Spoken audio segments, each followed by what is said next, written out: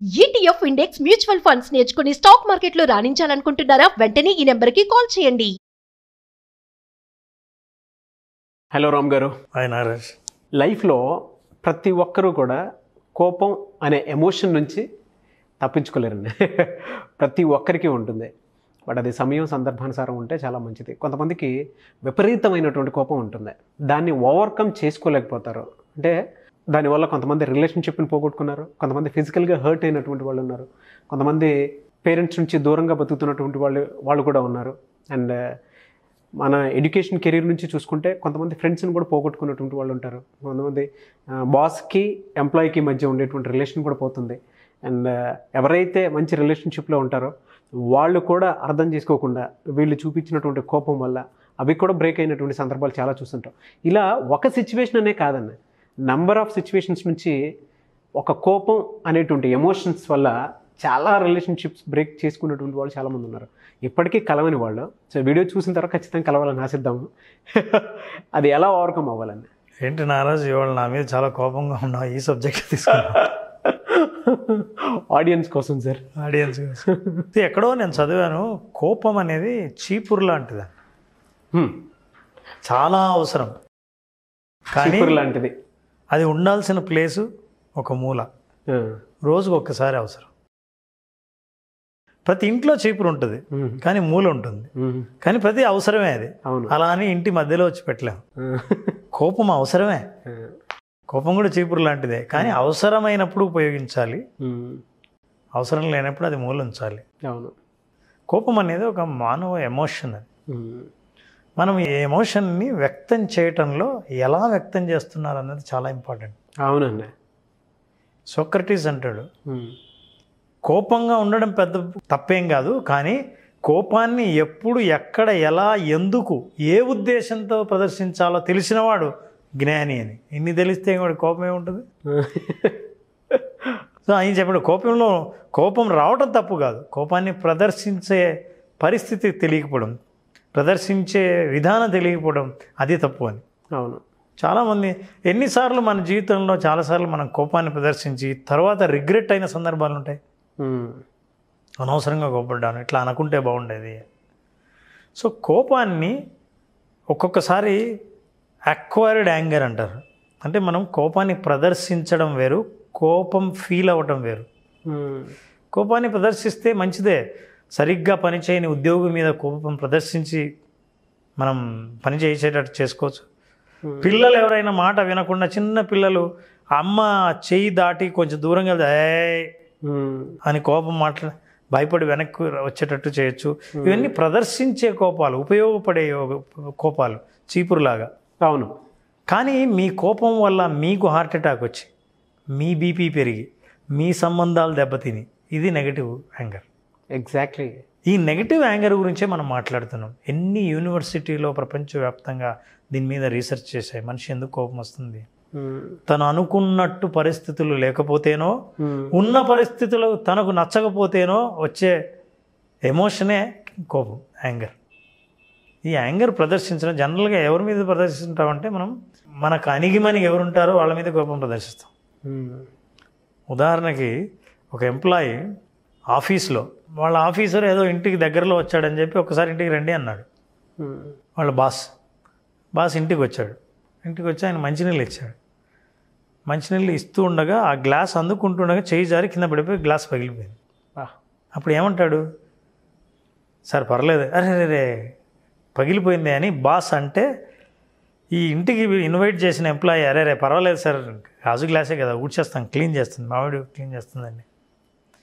ఇదే వాళ్ళ ఆవిడ పొద్దున్నే మీకు నీళ్ళు అందిస్తూ పొరపాటున చేయి జారి కింద పగిలితే ఏం చదువుకున్నావు? కామన్ సెన్స్ లేదా? ఇచ్చేటప్పుడు జాగ్రత్తగా ఇవ్వక్కర్లేదా?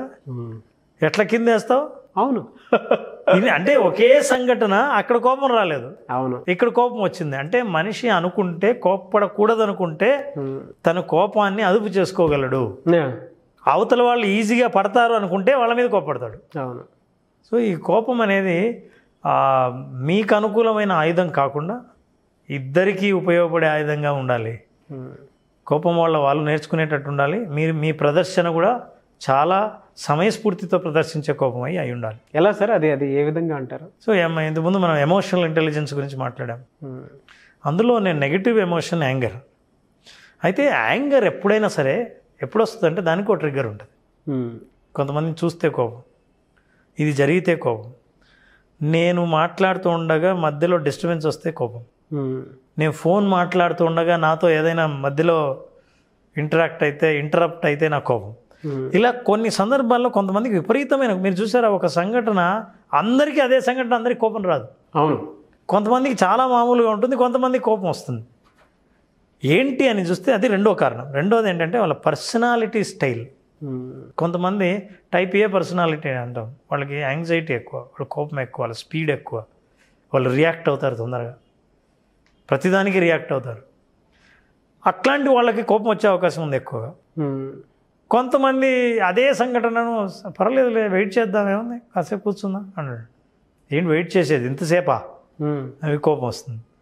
సో రెండవది పర్సనాలిటీ. మూడవది నువ్వు ఒక సంఘటనను ఎలా చూస్తావు అన్నది చాలా ఇంపార్టెంట్. చాలా మనిషి, మనం ఇంతకుముందు కూడా చెప్పుకున్నాం, నీకు జరిగే సంఘటన 10%, కానీ 90% మనం ఎలా రియాక్ట్ అవుతాం అన్నది చాలా ఇంపార్టెంట్. అవునండి, 90% how we take the incident, ఎలా తీసుకుంటాం అన్నది. మనం తీసుకునే విధానాన్ని బట్టి సంఘటనలో తేడా తెలుస్తుంది. చాలా.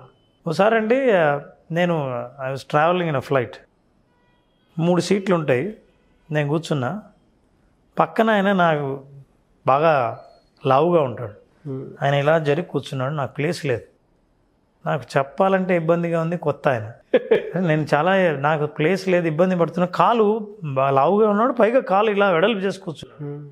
నాకు ఇంకా ఎవరికి చేద్దాం, ఎయిర్ హోస్టెస్కి చేద్దామని అనిపించింది. అది మధ్యలో ఒక స్టేజ్ ఆగి మళ్ళీ వెళ్ళాల్సి ఉంది. ఆయన ఇట్లా ఉన్నాడు, నా కోపాన్ని ఎట్లా ప్రదర్శించాలో తెలియదు, కావాలని నా లెగ్ని కొంచెం ప్రెస్ చేసి నేను సర్దుకున్నా, బట్ అయినా ఆయన ఇటు వస్తున్నాడు. నాకేం చేయాలో తెలియక స్టేజ్ ఆగిపోతూనే అప్పుడు then I called air hostesses, please help me if you have any other seat. అప్పుడు ఎయిర్ హోస్టెస్ హెల్ప్ చెప్పింది నాకు, ఏం లేదండి మీ పక్కన కూర్చున్న ఆయన పక్కన ఈజ్ అ పేషెంట్, ఆ పేషెంట్కి యూరిన్ బ్యాగ్ పెట్టారు, ఆయన అదొక్కటి క్యారీ చేస్తున్నాడు, ఆయనకి స్పేస్ ఇవ్వడం కోసం ఈయన జరుగుతున్నాడు కాబట్టి మీ దగ్గరకు వస్తున్నాడు, అందువల్ల మిమ్మల్ని ఇబ్బంది పెడుతున్నాడు. అవునవునవును, ఆయన అలా జరిగే దాని వెనక కూడా ఒక ఎమోషన్ ఉంది. ఆ ఎమోషన్ మీకు తెలియనంత వరకు కోపం వచ్చింది, తెలిసిన క్షణంలో ఏమైంది? సో నార్మల్ ఏ సంఘటన అయినా మనం వాళ్ళ దృష్టిలో చూడడం మొదలు పెడితే మీ కోపం తగ్గుతుంది. ఒక ఆయన సీరియస్గా పేపర్ చదువుతున్నాడు బస్ స్టాప్లో, చదువుతుంటే ఇంకో ఆయన 3 పిల్లల్ని వేసుకొచ్చాడు. ఆ 3 పిల్లలు అల్లరి చేస్తున్నారు, ఎక్కువ శబ్దం చేస్తూ ఆడుకుంటూ, ఈయన పేపర్ చదువుతుంటే పేపర్ని ఇట్లా లాగి ఎట్లా చేస్తున్నాడు. ఈయనకి మహా కోపం వచ్చింది. కోపం ఎవరి మీద? పిల్లల మీద కాదు, వాళ్ళ నాన్న చూస్తూ ఉన్నాడు ఇవన్నీ చదువుతుంటే. అరే మీ పిల్లలు ఇంతగా అల్లరి చేస్తుంటే ఎలా చూస్తుంటారో నాకు అర్థం కాదని, hello gentlemen what is this అని అన్నాను, can you please stop them అని. ఈయన మెల్లిగా దగ్గరకు వచ్చి చాలా కోపంగా అరిచాడు, నిజమే సార్, నిజంగా వాళ్ళని ఆపాలనే నాకు ఉంది, అయితే కొన్ని గంటల క్రితం వీళ్ళ అమ్మ చనిపోయింది, హాస్పిటల్లో ఉంది, వీళ్ళని తీసుకెళ్తున్నాను, ఇంకా చిన్నపిల్లలు వాళ్ళకి తెలియదు వాళ్ళ అమ్మ చనిపోయిందని, వీళ్ళు ఇంతగా అరుస్తూ ఆడుకుంటున్నారు కదా అల్లరి చేస్తూ, వాళ్ళ అమ్మ శవాన్ని చూస్తే ఇక ఆటలు ఆగిపోవచ్చు, స్తబ్దులు అయిపోతారు, మాటలు ఉండవు, ఆఖరిసారిగా ఇక్కడ ఆడుకుంటున్నారు, వాళ్ళకి ఎలా చెప్పాలో నాకు మాటలు రాలేదు, మీరైనా చెప్పండి సార్, వాళ్ళ అమ్మ చనిపోయింది అల్లరి చేయొద్దని చెప్పండి సార్. ఇప్పుడు ఆయన కోపం ఏమై ఉంటుందండి? మాటలే రావు సార్, అసలు మాటలే రావు. పిల్లల్ని దగ్గర తీసుకొని ఒక్కసారి హగ్ చేసుకోవాలనిపిస్తుంది, ఫ్యూచర్ గుర్తొచ్చేస్తుంది, పిల్లల్ని దగ్గర తీసుకొని హగ్ చేసుకోవాలనిపిస్తుంది, అదే చేశాడు అతను. సో ఒక్క క్షణంలో మీ కోపం కింద పడిపోయిందంటే దానికి కారణం ఆలోచించండి. నెంబర్ 1 ఏంటంటే you started thinking on behalf of others. మీరు ఇతరుల పరిస్థితిని ఆలోచించడం ఎప్పుడు మొదలుపెట్టారో వెంటనే మీ కోపం తగ్గిపోతుంది, మీ ఎమోషన్స్కి లాజిక్ యాడ్ అవుతుంది. ఓ నేను ఇప్పుడు ఇట్లా ప్రదర్శించడం కాదు, ఇలా ప్రదర్శించాలి, ఈ ఎమోషన్ ఇప్పుడు ప్రదర్శించాలి. ఎందుకు ఫోన్ ఎత్తలేదు, ఎన్నిసార్లు ఫోన్ చేయాలి, రింగ్ అవుతూనే ఉంది ఎత్తలేదు, ఇంకోసారి ఫోన్ చేస్తే ఎంగేజ్ వస్తుంది, సార్ నా ఫోన్ ఎవరో కొట్టేశారు సార్, అరే అవునా, ఇందాక అంతగా అరిచారు అంటే మీకు తెలియదు. అవతల వాళ్ళ పరిస్థితి తెలుసుకునేంతవరకు మీరు హోల్డ్ చేయండి. So the most important thing, కోపం ఎవరికైనా రావడానికి కారణం ఏంటంటే తమ వైపు నుంచే ఆలోచించటం, ఎదుటి వాళ్ళ వైపు నుంచి ఆలోచించకపోవటం. కొంతమంది వెర్రి కోపం వచ్చేస్తుంది, మరి అదట్లా ఎలా ఓవర్కమ్ అవ్వాలి, ఎలా హోల్డ్ చేయాలి? బ్రెయిన్లో లాజిక్ మిస్ అయిపోతారు. భగవద్గీతలో శ్లోకం ఉంది, క్రోధాద్భవతి సమ్మోహ సమ్మోహాన్ స్మృతి విభ్రమ స్మృతిభ్రంశ బుద్ధినాశో బుద్ధినాశ ప్రణశ్యతి. అంటే క్రోధం వచ్చిన వాడికి మార్నింగ్ మంచులో కప్పబడినట్టు వాడి జడ్జిమెంట్ మొత్తం ఇట్లా ఆవిరి కమ్మేసి తను జడ్జి చేయలేని పరిస్థితి వస్తుంది. బుద్ధిని కోల్పోతాడు, ఆలోచించే లక్షణాన్ని కోల్పోతాడు. ఆలోచించే లక్షణం కోల్పోయి ఎప్పుడైతే ప్రవర్తించాడో, అనాలోచిత చర్యలు ఎప్పుడు చేశాడో, ప్రణశ్యతి, నాశనం. సో ఈ ఒక్క విషయం గుర్తుపెట్టుకుంటే మనం ఎప్పుడైనా సరే ఏదైనా మనం పని చేస్తున్నప్పుడు ఒక్కసారి ఆగి ఆలోచిస్తే కోపాన్ని 50% మనం అడ్డుకట్ట వేయచ్చు. కోపాన్ని అణుచుకోవడానికి కొన్ని మనం పాటించడం ద్వారా కోపం లేకుండా చేసుకోవచ్చు. Number 1, live in the present. అంటే మీరు కోపం వచ్చినప్పుడు ఏమవుతుందంటే నెంబర్ 1 భాష మారుతుంది, మీ లాంగ్వేజ్ కొత్త భాష వచ్చేస్తుంది. Number 2, you will speak all past, ఎప్పుడు గతం మాట్లాడతారు మీరు కోపం వచ్చినప్పుడు. 3rd, వాయిస్లో వాల్యూమ్ పెరుగుతుంది. అవును.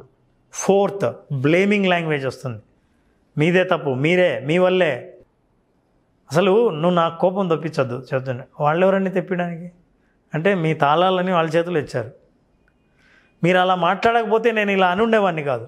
అంటే ఇతరులు మిమ్మల్ని ఏమైనా మాట్లాడించగలరు. సో ఇప్పుడు మీరు అర్థం చేసుకోవాల్సింది ఏంటంటే మన ఎమోషన్స్ ఇతరుల చేతుల్లో ఉన్నాయి అని. So what you have to do is that, ఇవన్నీ దృష్టిలో పెట్టుకుంటే ఒక్క నిమిషం ఆలోచిస్తే ఈ లాంగ్వేజు, ఈ టోను, ఈ వాయిస్, కోపము అన్నీ తగ్గడం మొదలు పెడతాయి. Live in the present. The second, mindfulness. ఈ లివ్ ఇన్ ద ప్రజెంట్ అనేది మైండ్ఫుల్నెస్. ప్రతిదీ అబ్జర్వ్ చేసి జాగ్రత్తగా ఆలోచించి అవగాహన చేసుకోవటం మైండ్ఫుల్నెస్. ఎస్. ఇక ఆ తర్వాత మెడిటేషన్. కొంత మనిషికి నిదానాన్ని పొందుతారు. ఇది పొందినప్పుడు అర్థం చేసుకునే గ్యాప్ వస్తుంది. ఈ గ్యాప్ వచ్చినప్పుడు అవతల వాళ్ళు చెప్పే వినే ఓపిక మీకు ఉంటుంది. ఓపిక ఉన్నప్పుడు కోపానికి స్థానం తక్కువ ఉంటుంది. ఈ కోపాన్ని మనం అదుపు చేసే, ఇది అదుపు అనడం కంటే కోపాన్ని అంటే మేనేజ్ చేయడం అంటాం, కంట్రోల్ మాత్రం కాదు, మేనేజ్ చేయాలి. ఓకే. ఎలా? నా దగ్గరికి ఒక క్లయింట్ వచ్చాడండి. కోచింగ్లో ఇద్దరం కలిసిన ఒక గొప్ప ఐడియాని ఇంప్లిమెంట్ చేశాం. బహుశా అది చాలామంది మన ప్రేక్షకులకు కూడా ఉపయోగపడవచ్చు. మనం ఎక్కడికైనా వెళ్తే నో స్మోకింగ్ జోన్ ఉంటుంది, ఇంకా కొన్ని స్మోకింగ్ జోన్స్ కూడా ఉంటాయి. మీరు స్మోక్ చేయాలంటే అక్కడ మాత్రమే చేయాలి, అవును, ఇక్కడ మాత్రం స్మోక్ చేయకూడదు.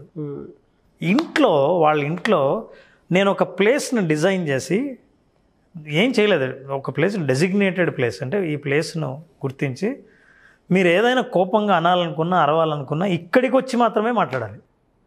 That is a smoking zone, that is a anger zone. ఇక ఇల్లంతా బెడ్రూమ్ నో యాంగర్ జోన్, చిన్నపిల్లల ఇంట్లో నో యాంగర్ జోన్, వాళ్ళ రూమ్లో హాల్ నో యాంగర్ జోన్, ఇవన్నీ no anger zone. Anger zones ఒక ప్లేస్. అంటే అతను ఎప్పుడైనా కోపం వస్తే జాగ్రత్తగా ఆ ప్లేస్కి వెళ్ళే కోపడాలి. ఈ వెళ్ళేలోపు కోపం తగ్గుతుంది. అదే టేకింగ్ టైం. కోపం తగ్గించుకోవాలనుకుంటే ఉన్న ప్లేస్ నుంచి దూరంగా వెళ్ళిపోవడం ఒకటి. Breathing, that is most important. యాక్చువల్గా కోపానికి బ్రీతింగ్కి చాలా సంబంధం ఉంది. కోపం పెరిగినప్పుడు బ్రీతింగ్ స్పీడ్ పెరుగుతుంది. నార్మలైజ్ చేయాలి బ్రీతింగ్. ఓకే. చేస్తే ఆలోచన వస్తుంది. ఈ స్పీడ్లో, ఈ స్పీడ్ బ్రీతింగ్ని రెగ్యులేట్ చేయడం కోసమని ఆ కోపంలో ఏం మాట్లాడుతామంటే లాజిక్కి సంబంధం లేకుండా మాట్లాడతారు. ఆ తర్వాత మనుషుల మీద గ్రడ్జ్, ద్వేషం ఉంచడం ఉంది చూసారా, ఆ ద్వేషం మనిషిని మాటికి కోపం తెప్పిస్తుంది. అందుకే కొంతమంది చూస్తూనే కోపం ఉంటారు చూసారా, వాళ్ళ మీద ఉన్న ద్వేషం వల్ల. ఈ ద్వేషం ఆరోగ్యానికి కూడా హానికరమే. సైకలాజికల్గా ఉన్న ద్వేషం అనే నెగిటివ్ ఎమోషన్ బయలాజికల్గా మీకు ఎన్నో జబ్బులు తీసుకొస్తుంది. ఆ ద్వేషం లేకపోవడం వల్ల కూడా తగ్గించుకోవచ్చు. They live in the present, mindfulness, relaxation skills, meditation చేయండి. Thank you so much Ram garu. Thank you అండి. ఫైనాన్షియల్లీ ఇండిపెండెంట్ అవ్వాలి అని చాలామంది ఆడపిల్లలతో, నేను ఈ మధ్యకాలంలో ఎంతోమందితో ట్రావెల్ అయ్యాను, ఎంతోమందితో ట్రావెల్ అవుతూనే ఉన్నాను. ఎందుకు ఇన్ని ఇయర్స్ తర్వాత బిజినెస్ పెట్టాలని ఆలోచన వచ్చింది మీకు, ఎందుకు ఇటువైపు టర్న్ అయ్యారు అన్నప్పుడు ప్రతి ఒక్క ఆడపిల్ల మాట్లాడే ఫీడ్బ్యాక్ నేను వింటాను సార్. చిన్న వయసులో పెళ్ళిళ్ళు అయ్యాయి, 15 ఏళ్ళు వెనక్కి తిరిగి చూసుకుంటే ఏమీ లేదు. ఇప్పుడు ఏదో ఒకటి సాధించాలి, చెయ్యాలి అని మాకుంది. అందుకే మేము ఫ్యాషన్ ఇండస్ట్రీలో వచ్చి నేర్చుకోవడం కావచ్చు, డిజైనింగ్ సంబంధించి నేర్చుకోవడం కావచ్చు, ఫ్యాబ్రిక్ సంబంధించి నేర్చుకోవడం, మేకప్ కావచ్చు, ఇలా రకరకాలుగా ఏదో ఒకటి మేము కూడా నేర్చుకొని డబ్బులు సంపాదించాలి. ఫస్ట్ చేతి వృత్తి, ఏదో ఒక వృత్తి మా చేతిలో ఉండాలి, మేము ఇండిపెండెంట్ అవ్వాలి. మేము ఖాళీగా ఇంట్లో కూర్చోలేమనే ఆడవాళ్ళు చాలామంది ఉంటుంటారు.